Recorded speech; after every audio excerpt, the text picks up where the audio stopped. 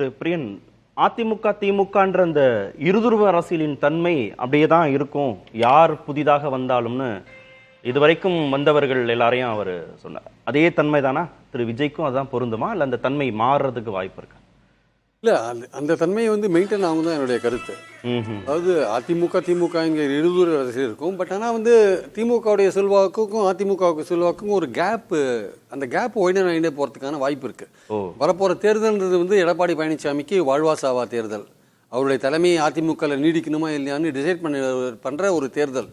அதில் அவர் தாவேக்காவோட கூட்டணி வச்சு அவங்களுடைய டிமாண்டெல்லாம் ஏற்றுட்டு கூட்டணி வச்சுட்டு போனார்னா அவருக்கு நிச்சயமாக சான்சஸ் இருக்குது. அதாவது ஆளுங்கட்சியாக வர்றவர்களையும் நல்ல எதிர்கட்சியாக வரதுக்கான வாய்ப்புகள் கூட இருக்குது. திமுக கூட்டணி எப்படி இருக்குன்றதை பொறுத்து தேர்தல் போது நம்ம அதை இன்னும் உறுதியாக சொல்லலாம். இல்லை, அந்த வார்த்தை ரொம்ப கவனமாக சொல்கிறீங்க. அதாவது தாவேக்கா சொல்கிற டிமாண்டெல்லாம் ஏற்றுக்கிட்டு போனார்னா, ஏன்னா இவருக்கு தான் அந்த லைஃப் அண்ட் டெத் ப்ராப்ளம். எடப்பாடிக்கு, இப்போ விஜய்க்கு கிடையாது. விஜய்க்கு இன்னும் வயசு இருக்கு, அரசியல் இருக்கு, அவருக்கு தேர்தலும் இருக்கு. இந்த தேர்தல் போனாலும் அடுத்த தேர்தல் பார்த்துட்டு போயிட்டே இருப்பார் அவர். அதுக்கு ஒன்றும் இவருக்கு இந்த தேர்தலில் தோத்தாருன்னா இவருடைய எதிர்காலம் கேள்விக்குறியாகும், தலைமை பொறுப்பு கேள்விக்குறியாகும். அதனாலதான் இந்த திமுக அதிகரிக்கக்கூடிய இடைவெளிக்குள்ளதான் தாவேக்கா உள்ள போகுதா? அப்போ ஆமா, நிச்சயமாக அதிமுகவுடைய இந்த சரிவு இருக்குல்ல, அது விஜயோட பெனிஃபிட்டா மாறும்.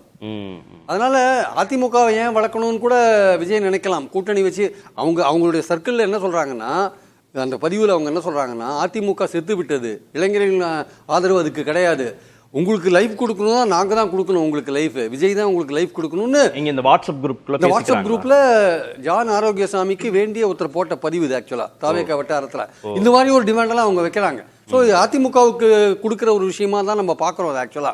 ஆனால் அதிமுகவும் பாத்தீங்கன்னா வெறும் தாவேக்காவை நம்பி மட்டும் இல்லை, இந்த கூட்டணின்றது வின் பண்றதை பொறுத்து தான் அமையும் ஆக்சுவலா. ஸோ யார் கூட சேர்ந்தா வின் பண்றன்னு ஒரு விஷயம் இருக்குல்ல. அப்போ கொள்கையோ கருத்து வேறுபாடோ இதெல்லாம் ஒன்றும் பெரிய விஷயம் எல்லாம் கிடையாது.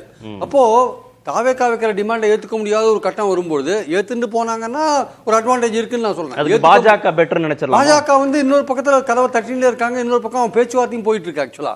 அதெல்லாம் இல்லைன்னு மறுப்பாங்க நிறைய பேர், உண்மை அதுதான். பேச்சுவார்த்தை ஒரு பக்கம், அதிமுக பாஜக பேச்சுவார்த்தை. ஏன்னா அதிமுகலையும் பாஜக கூட்டணியை விரும்புறவங்க இருக்காங்க, பாஜகவிலையும் அதிமுக கூட்டணி விரும்புறது. முதலமைச்சர் வேட்பாளருக்கு ஒன்றும் சிக்கல் வந்து அந்த பிரச்சனையே வராது. பாஜகவோட நீங்க போயிட்டீங்கன்னா முதல்வர் கேண்டிடேட் ஏடிஎம்கே கேண்டிடேட் தான். ரெண்டாவது அதிமுக பாஜக கூட்டணின்றது நிரூபிச்ச கூட்டணி.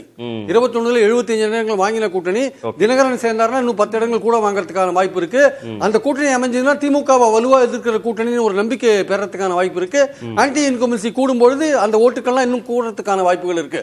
அது மாதிரி பார்லிமெண்ட் தேர்தலில் பாத்தீங்கன்னா வேலுமணி என்ன சொன்னாரு, தேர்ந்திருந்தா 30 இடங்கள் வாங்கியிருக்கலாம். அதனால அந்த கூட்டணியே ஓப்பனா தான் வச்சிருக்காங்க ஏடிஎம்கே. ஏன்னா இவருடைய டிமாண்டை நீங்க மீட் பண்ண முடியலன்னா என்ன பண்றது? விஜயும் என்ன பண்றாரு, மீட் பண்ண முடியாட்டி பரவாயில்ல, நம்ம இண்டிவிஜுவலா போய் நம்ம செல்வாக்க பாத்துக்கலாம், நமக்கு பின்னாடி பாத்துக்கலாம், ஃபியூச்சர்ல பாத்துக்கலாம். ஏடிஎம்கே உடைய சரிவு நமக்கு ஆதரவா அமையும் அவர் நினைக்கிறாரு. திரு மணிகண்டன், ஏடிஎம்கே உடைய பின்னடைவு சரிவு தாவேக்காவுடைய வளர்ச்சிக்கு உறுதுணையா இருக்கா? இல்ல சார், இப்போ அந்த வாழ்வாசாவாங்கிற வார்த்தை கூட அதிகாரம் கையில் இருக்கிற போது, ஆட்சி கையில் இருக்கிற போது இது மாதிரி எதிர்கட்சிகளுக்கு இந்த வார்த்தை வருங்க. திமுக கூட 2011 21 வரை இதே மாதிரி ஸ்டாலின் சொன்னாங்க. இப்ப அன்னைக்கு 90 தொகுதி செஞ்சாங்கன்னா அதிமுக ஜெயிச்சுதுங்க. அதுவல்ல அதிகாரம் இருக்கிற போது பேசப்படுங்க. ஆனா அதுவல்ல நீங்க திமுகவுக்கு இன்னைக்கு எவ்வளவு பெரிய சரிவுங்கிறத நம்ம கீழ்படுத்த பாக்குறோம். இப்ப நீங்க புதிதாக வரவங்க யாரும் பேசலாமுங்க. அதிமுக தெளிவாக ஒரு விஷயத்தை கையெடுத்திருக்குது. மக்கள் பிரச்சனையில செய்த துரோகங்கள் தவறுகள் எல்லாம் சொல்லுது. இப்போ மக்கள் மத்தியில் திரு செங்கோட்டையன் பேச தொடங்கியாச்சு, திருமிகு கோகுலேந்திரா பேச தொடங்குறாங்க. எல்லோரும் பாஜகவுடன் கூட்டணி அப்படின்னு சீனியர் முன்னாள் அமைச்சர்கள் சந்திச்சு வலியுறுத்தினதாலாம் செய்திகள் பார்த்தோம். உள்ள இருந்தே புகைச்சல் தொடங்குது இல்லையா? இது ஒண்ணு இல்ல சார், திமுகவோட அவர் சொந்த அழகரியே பிரச்சனை பண்ணார். முதலமைச்சர் ஆகவே முடியாது ஸ்டாலின் பேசினார். ஆனாலும் இல்லைங்களா, அது அல்லங்க, அது ஒரு சில பேசுவாங்க. அதாவது இப்போ செங்கோட்டையனோ கோகுலேந்திராவோ இது உட்கட்சி நடக்கிற ஒரு சாதாரண பிரச்சனை. இது எந்த பாதிப்பு ஏற்படுத்தாது. அவர்கள் சமரசம் ஆகிட்டாங்கிறத உண்மை. இப்போ நீங்க அதிமுகவுடைய வாக்கு வங்கியை எப்படி சிதைப்பேன்னு சொல்லுங்க. இப்ப நான் கிராமங்கள்ல பல ஊர்கள் பாக்குறேன், எங்க தொகுதியில் கூட எல்லா ஊரும் பாக்குறேன்.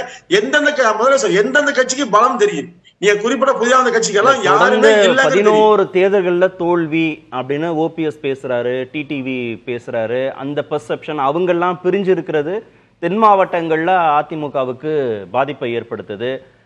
சமீபத்தில் அவர் புறக்கணித்த தேர்தல்கள், விக்கிரவாண்டி, ஈரோடு கிழக்கு சட்டமன்ற தேர்தல், அது ஒரு பெர்செப்ஷனா உருவாகிருக்கு. நாடாளுமன்ற தேர்தல் தோல்வி சமீபத்தில். இதெல்லாம் இந்த கட்சி எடுத்த நிலைப்பாடு மூலமாக திரு எடப்பாடி பழனிசாமி சொல்ற செய்தி தானே? இல்ல, இந்த சரிவு எல்லாம் சார் அதிமுக திமுக இரண்டுமே சந்தித்திருக்கிறது. மிகப்பெரிய சரிவு சந்திச்சிருக்கிறது. அவங்க ஆளுமைன்னு சொல்லுவாங்க. ஆனா ஆளுமை இவர் உருவான பிறகு கூட வாக்கு சதவீதமோ நிர்வாகிகளோ எந்த டிஎம்கே சரிவை சந்திக்கும் போது அதை வந்து கல்டிவேட் பண்ணது, அறுவடை பண்ணது அதிமுக.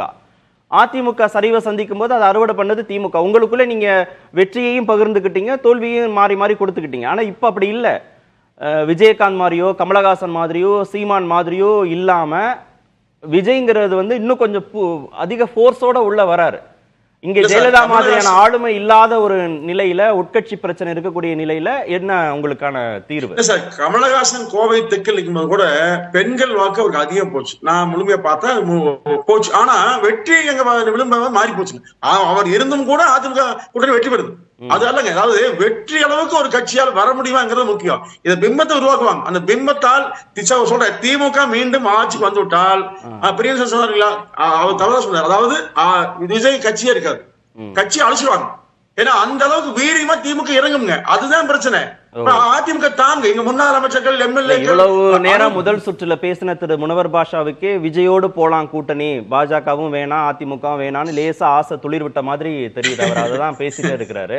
அப்ப பாமக அப்படி யோசிக்கலாம், தேமுதிக அப்படி யோசிக்கலாம், அப்ப விஜயோட போலாமே அப்படின்னு. அப்ப இன்னும் உங்களுக்கு அதிகமா நெருக்கடி வந்துடாதா? இல்ல சார், அதாவதுங்க ஒரே வரையில் சொன்னேன் சார், வெற்றி பெற்று எம்எல்ஏ ஆக வேண்டும் தான் முக்கியங்க. திரு வாசன் அவர்கள் கடந்த காலத்துல இதே எல்லாருமே சேர்ந்து மக்கள் கூட்டணி ஆரம்பிச்சு வாக்கு என்னாச்சுன்னு பாருங்க.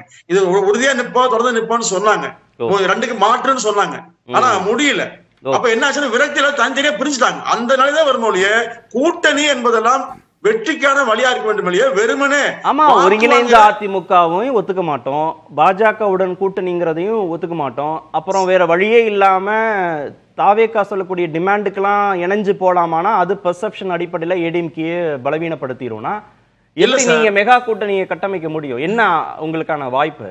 சார், அதிமுக இப்பொழுது ஒரே தலைமை ஒருங்கிணைந்தா இருக்கு, எந்த மாற்றம் இல்ல. இன்னும் சொல்ல போனா கூடியவர்கள் எல்லாருமே ஒன்றுவதற்கான வாய்ப்பும் இருக்கு. நான் யாருன்னு சில ஒரு 4-5 பேரை தவிர அனைவரும் ஒன்று செய்யக்கூடிய வாய்ப்பும் இருக்குது. நிச்சயமா 2026 அதிமுக ஒருங்கிணைந்து 2026 மிகப்பெரிய வெற்றியை பெறுங்க. கூட்டணி இல்லாமையா?